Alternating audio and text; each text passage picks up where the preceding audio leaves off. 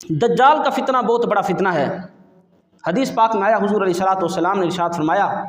کہ جب سے اللہ نے آدم کو پیدا کیا تب سے لے کر قیامت تک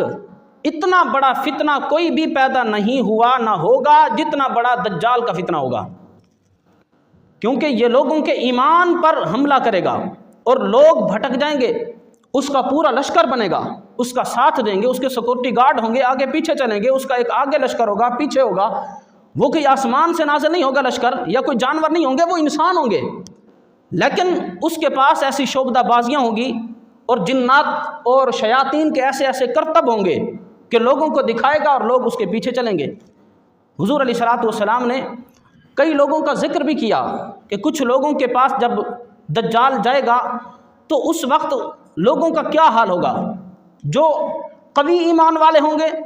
اور ایمان پر ثابت قدم ہوں گے